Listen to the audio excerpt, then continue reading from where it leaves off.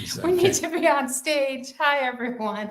Okay. Oh my goodness. We are sorry. live. Took us a little headache there. Is it a Yeah. split So screen? this Okay. means that it's if somebody's watching on their phone, so you need to be centered Oh, there, okay. and then I'll squeeze in Okay. right there. So if you're on our system, it has long and then short. So Okay. All right. We are live. This is How to Build Your Own Home every Thursday, and welcome to a brand new year.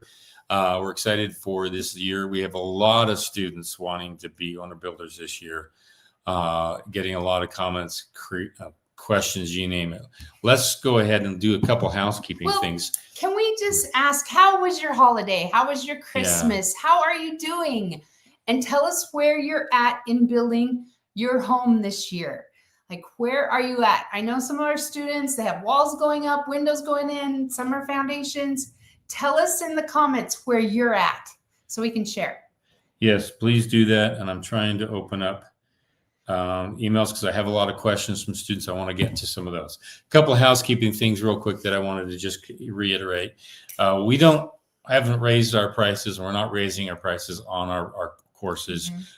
We've been the same price ever since we started, right? No, our first month, it was a little bit cheaper. Yeah, a little bit. But it wasn't that long. It wasn't for very long. So we just keep the prices. They're very, very affordable. If you're wanting to owner build and you're not using the program, you're going to get lost. You'll make mistakes because it's organized. It helps you understand the flow, has the budget. That's just the best budget out there alone. So many students have said that budget made all the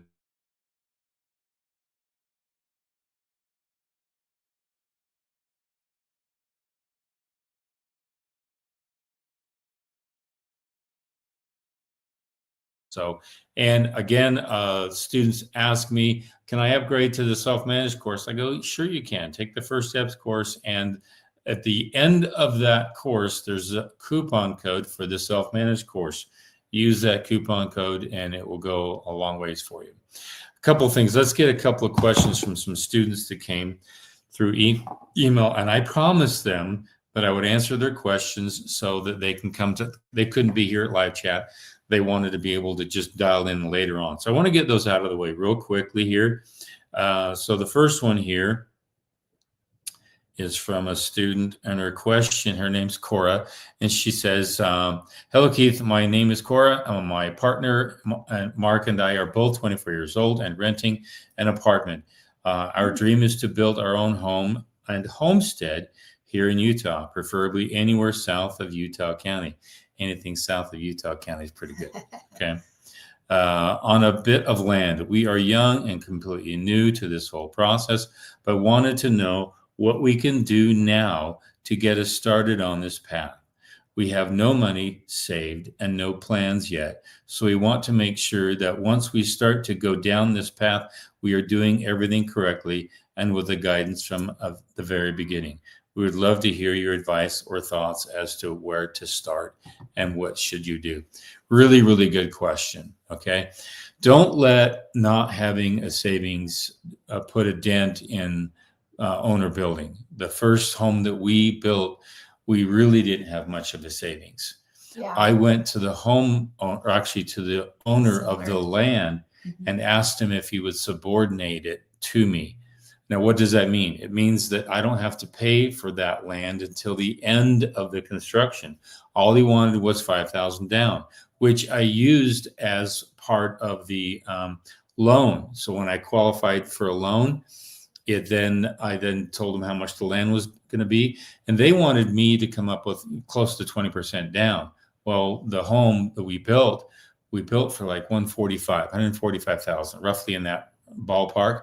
Well, his subordinating the land to the bank during the course of construction was that 20% down. So I really basically built the home with no money down. So I'm not saying it works that way with everybody, but what I'm saying is I don't want you to get discouraged and thinking you can't do it. There's always a way. And now that the economy is kind of unsteady, people are not really buying homes, and land is going to come available. You've got to keep your eye out for it. And when you see it, you have to be able to know that you can move on and ask questions. The second thing I'd recommend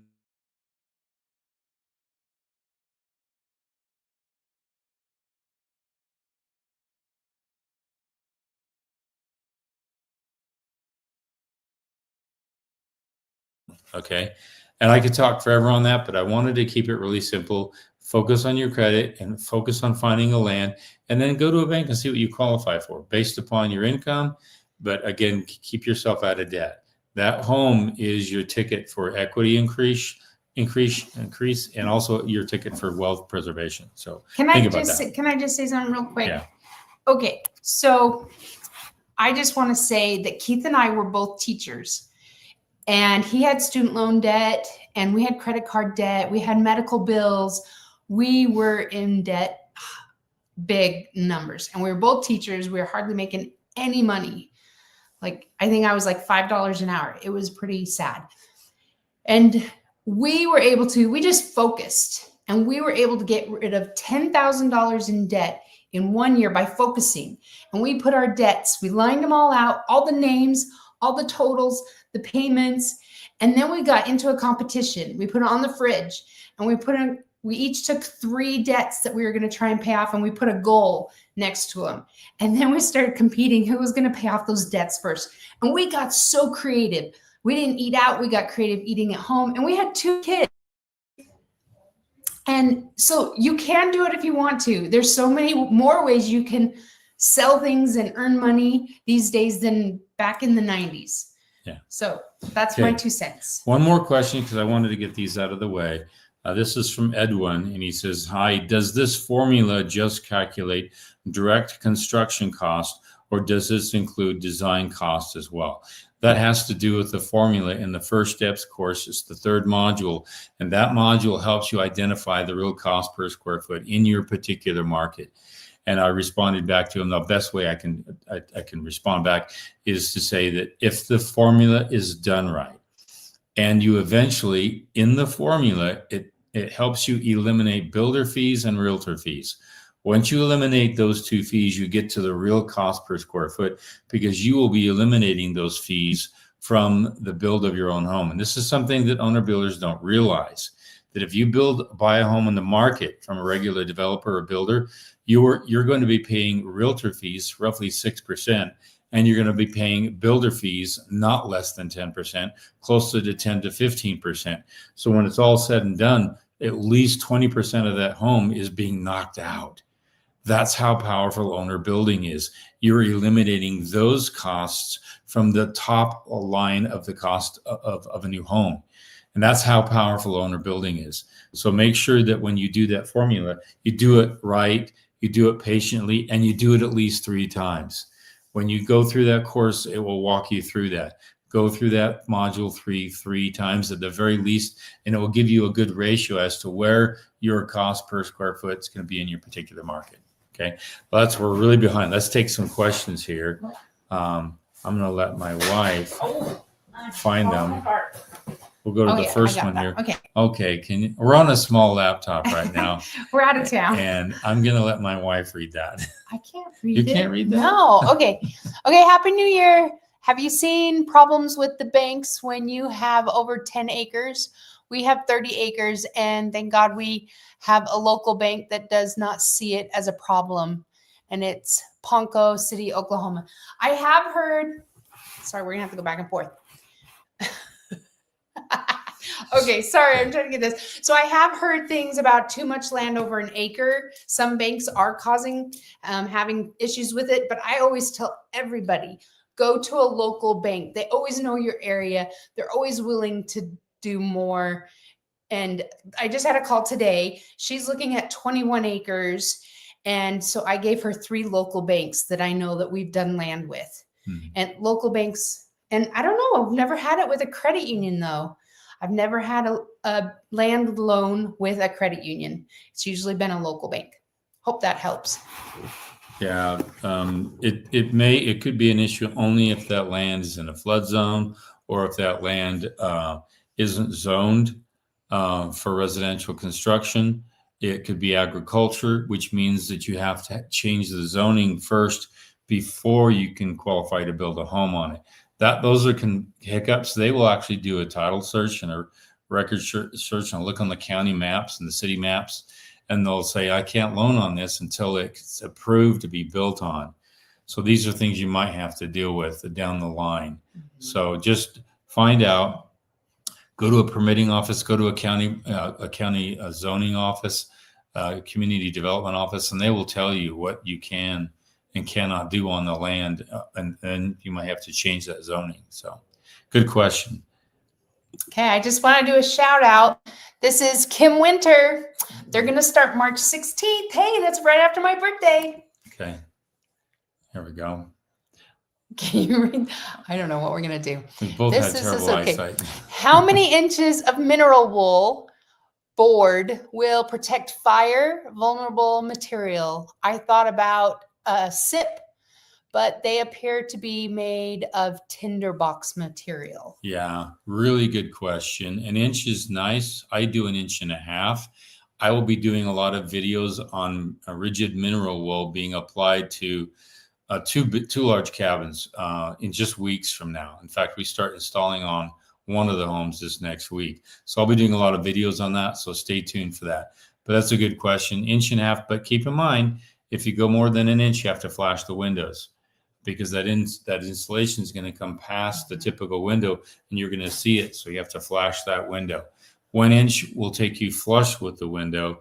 Anything beyond that, you've got to flash it. And I will show you that flashing on these jobs that are coming up. Okay, good question. This is incredible. Wow, Scott. Hello, guys. After 21 long months, we have finally received a permit from the county. We are in the self-managed program. I look forward to using your tools. Great. We are excited to finally have you guys get going. So we don't need to read it there. We just read it there. Okay, very good. Okay.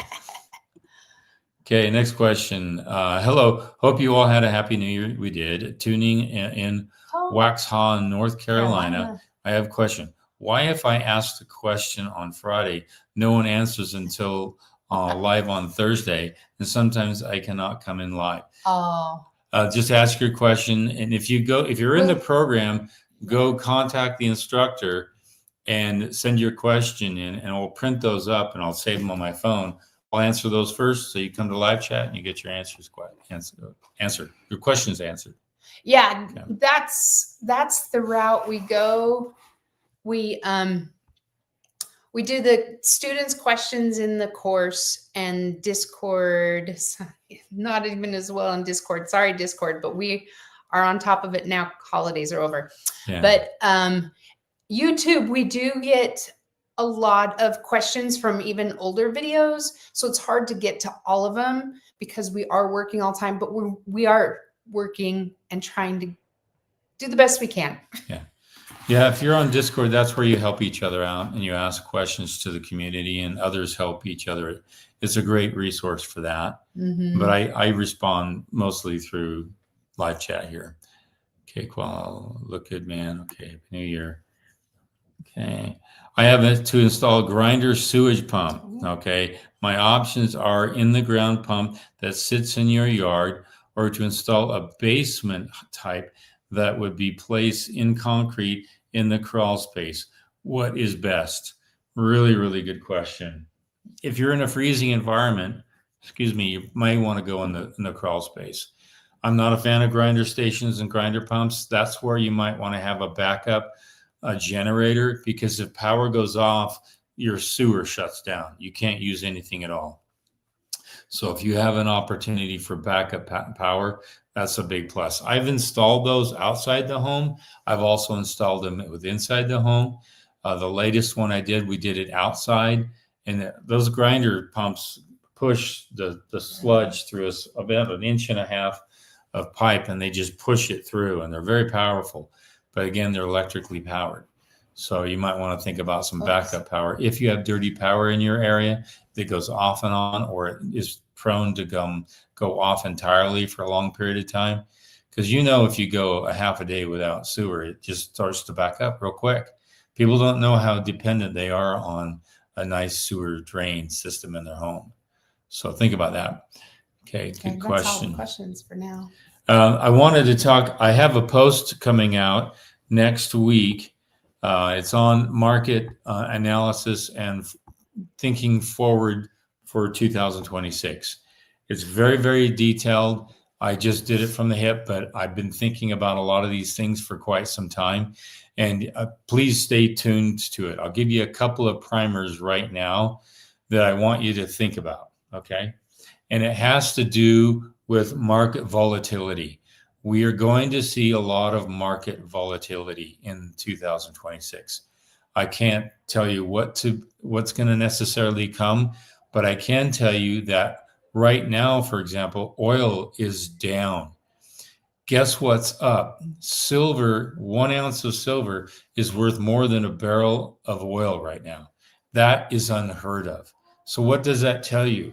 It's called a flight to safety. So when people have wealth, they want to preserve their wealth. They don't want to lose the purchasing power of their dollar. So they'll move it into something that's going to hold or increase its value over time. And what will happen eventually is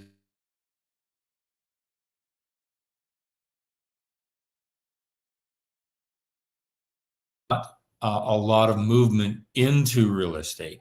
So I think that this is just me speaking. I'm not telling you where to put your money, and I have no certification to be a financial advisor. But I see an opportunity to buy land this year. Mm-hmm. At some point, if there's volatility and there is a market correction, and right now we need a market correction because it's going to spurn a lot of growth. Sadly, those who are on the opposite side of that correction lose out on it. But if you're preparing to build a home and you're an owner builder and you're looking for land, we've already seen some questions related to that. I would, and this is my gut feeling, if I was in your shoes, I'd just be patient. Be patient with that opportunity to buy land.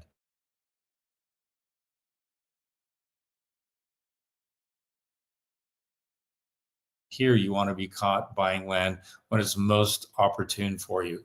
So that's just the best advice. It's a little primer of what I talked about. It will come out next Tuesday, and it's all just a projection for 2026. And having been through this before, I just giving you my best experience and my wife's best experience. Okay, yeah. Let's take some questions. There's here. Just another one. Okay, we'll go to that one. FYI, got an unsolicited email from my lumber supplier today with a $3,000 cut to the lumber package and a cut from the framer. It's a great time to build. That's exactly what I talk about in the market projection. Too many people look at interest rates, and it's the worst thing to look at. It's like quality time cost, and everybody's focusing on one aspect of cost, interest rate, but they're not looking at laborers now really flatlined, and it's crashing. A lot of laborers are looking for work, and I'm getting calls, and I'm in a high build area, and I'm getting a lot of emails and a lot of calls, people looking for work. That's what as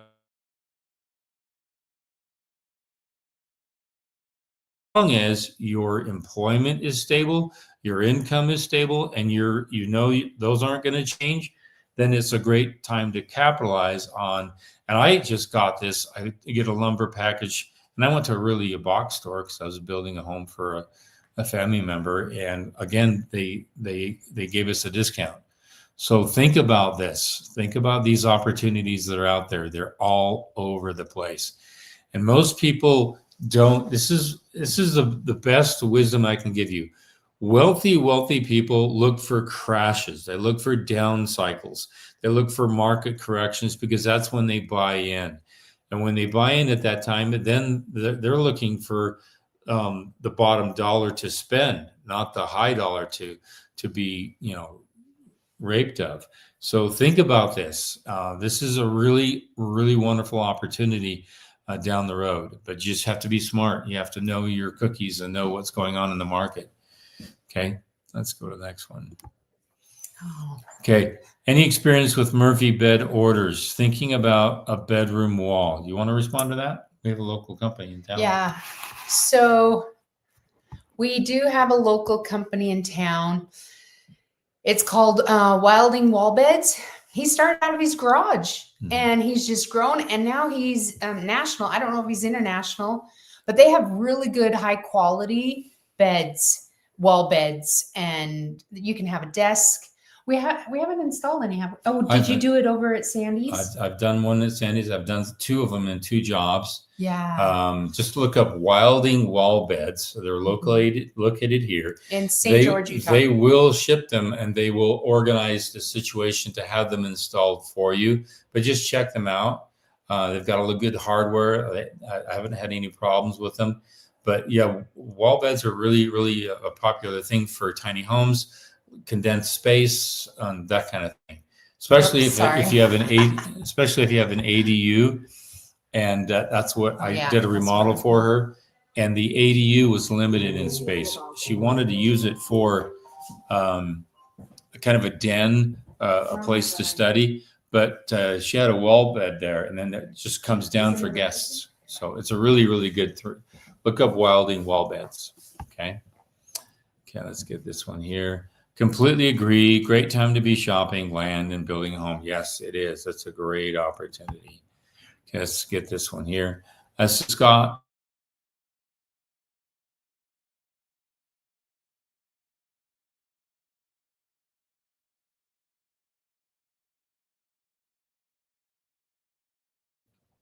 Can I buy a list of contacts from you? I'm in Logandale, Nevada. That's a really good question. For those students that do the consulting with me, they get all that as part of the package if you do that consulting with me. I don't have a lot of subs in Nevada. I have a couple that are licensed there, but not many. I used to build in Mesquite, and I had a list of a lot of them down there, but I haven't been building in that particular area for quite some time. But you can go to a general contractor and say, hey, I knew here's a way that I can buy a list of great subs that you recommend. And I have an excavator in town that he would charge $500, and he would give you the excavator, the plumber, the gas person, the shotcrete person, the finish coat for a pool. And you'd have all the different subcontractors to build a pool. And he would just charge $500 for that. And he would still sell half a dozen of those a year every time. So ask a general contractor if they would be willing to do that, and ask somebody with a lot of experience that builds at least 8 homes or more a year, not just a one-off guy who does a spec home once in a while. You want to know someone who's really in the thick of it, that does at least a half a dozen builds a year. Okay. That would be a good idea to network, because there's a couple of our people on that always comment on our lives that are general contractors. Mm-hmm. We should put a list together. I'm thinking of you, Brady. Why don't we get a list of people that we can refer people across the country? Yeah. Okay. I'll start that, figure it out. Okay. Next one here. We're going to be building a mill suite with our home. Mother-in-law. Okay. Okay. At what point of the build can we start building that, you think? Our county requires we have the primary home mostly constructed before starting. Mm-hmm. Yeah, that's a really good question. I had a student reach out to me, and they wanted to do the apartment first, and then they wanted to live in the apartment and then build the home. Some jurisdictions may look down on that, because if most of the homes in the neighborhood are all built out and you've got a little casita on yours, they don't have a guarantee that you're going to finish that off. So they may ask you to build the home first. In either case, it wouldn't be bad to have 2 permits and split it up. That way you can control the cost of the build over time rather than do it all at the same time. Unless mother-in-law has some money and is able to chip in on it, then she covers the cost for that, and you cover the cost for the main home. And then you have an agreement that, and I did this for my parents. I wrote a contract for my parents. They can stay in my home, in my place, as long as they are alive, as long as they want to. But I had to control some other things. So think about that. Learn to engage in contract. That's what a general contractor is. You engage.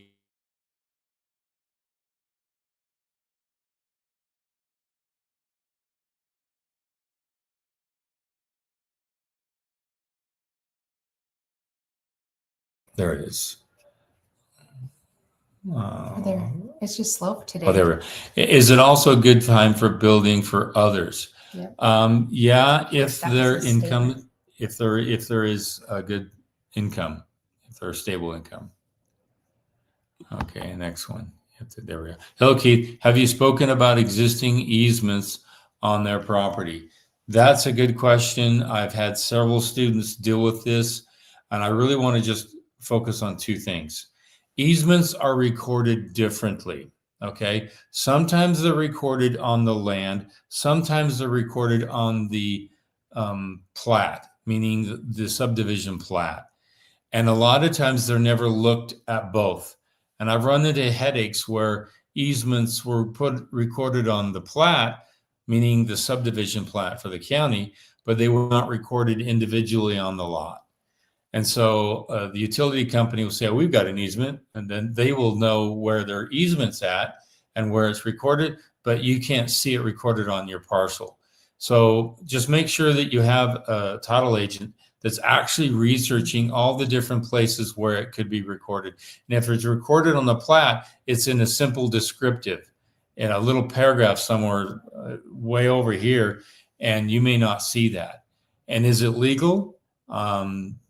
Yeah, that's the issue. If it's been used and others have been using it as the standard for all the other easements in the subdivision, and it passes muster that way, yeah, people can have a standing on that. So just be careful with easements. A lot of times I was talking with a student, the utility company didn't have an easement. It wasn't recorded, but they were claiming it. And as a result, if that easement wasn't properly recorded, that homeowner, I believe, got the utility company to put in a drive for them so that they could save the easement that they needed for their utility company. So look through that. Be very careful and ask a title company to really help research that stuff for you. Okay. Good question. We should have them a crayon. Yeah, we should have them a crayon. We can do a video. That's a great idea. We'll have that. I'll work on that. Yeah. Maybe we can do a trade.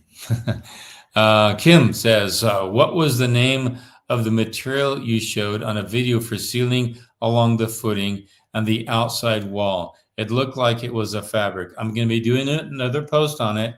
I ran into this really interesting story. I went into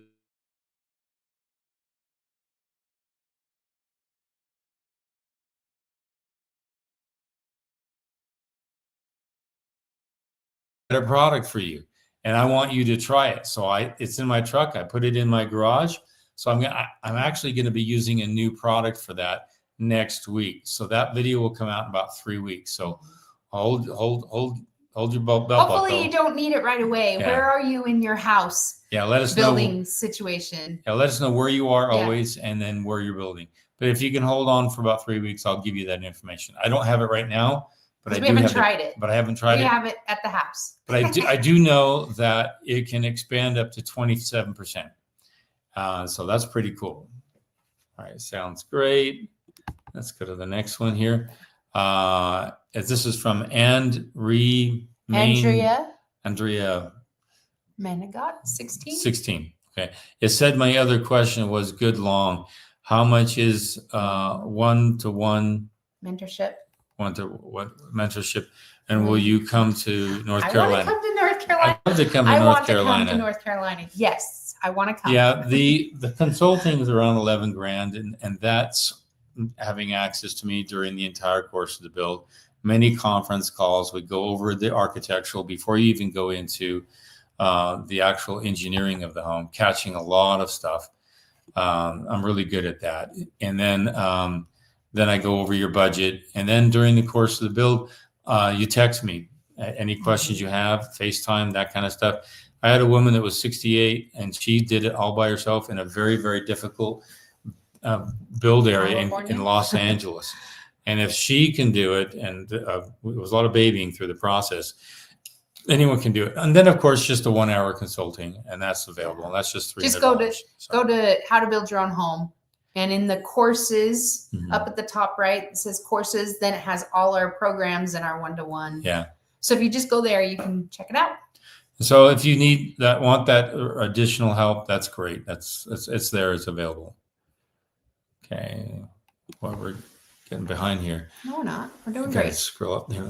Are you familiar with Selby Insulation out of Cedar? Talked to Bob, and he was very helpful and informative, and he will work in Logandale. Yeah, that's fine. Great. Check with him. If you're in Logandale, check with Sun Pro. They've got a great a truss yard, and they manufacture truss, and they go throughout the Intermountain West. So check with them for that, and they also have a good resource for installation. There's a lot of good insulators in this particular area, so that's great. I'm not familiar with them. Hershey insulation is good too. Yeah, Hershey's insulation. Foundation on March 16th. That is exciting. Okay, so they're gonna need. Okay, that's for the products you wanted. Building Group Paradise, 2596. Cool. We had the same issue with building in Central Florida. We had 10 acres, wanted to build smaller home first until we could afford to build the full house. Yeah, that's a good idea. Start small so you can build. Okay. Country wouldn't let us until primary was complete. And then a unit could be 50% size of primary. Yeah. Okay. Yeah. That's interesting. 50% of primary. Yeah. I'll let you do that. Thanks, you guys, for all you do. Your course and these lives have been very helpful and has helped me feel more confident about this process. Great. We're happy for you. Can we use this? Yes. Can we use this? Please let me know if I can use that. I'm gonna do a screenshot right here. Yeah, my wife is. I'm not on my computer, so She's on my computer. My wife is using my computer. It'll go to this desktop. There it is, right there. Okay, I just want to do it more technical. You keep talking while I'm doing technical stuff. Okay. Oh, hopefully I got that. Okay. Yeah, it did. Thank you. Okay, we're gonna put you on. That's one thing we're trying to do that I haven't been, and this is my goal for 2026, is that I need to gather all your guys' testimonials and just share them and let people know. So if you want to send in a testimonial, I would appreciate it. Yeah. And that's my goal to get. You go to How to Build Your Own Home in Google and you leave a testimonial there. That's a great place to do that. Google. Helps with our all that kind of stuff. Thanks for the information. You're welcome. And thanks again for the stuff there. We've got we're at a party here. We're going to probably end it there. If you have any questions, save them for next week or message through the platform. We're going to be available for you. Again, we're excited this next year. Look for a lot of posts coming out. We're going to talk about the finances and stuff next week that's going to come out, a whole year projection. But keep in mind, it's going to be a volatile year. There's going to be ups and downs. There's going to be points that you wish, oh my gosh, I wish I wasn't doing this right now. But keep in mind, you're grabbing good costs in materials, great costs in labor.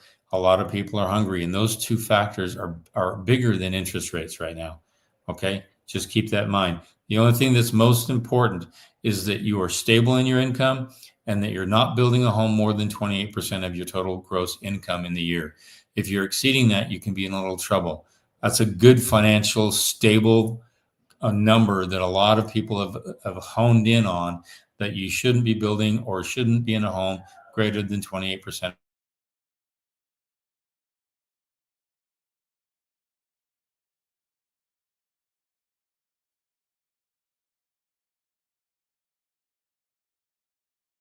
Good day. Goodbye.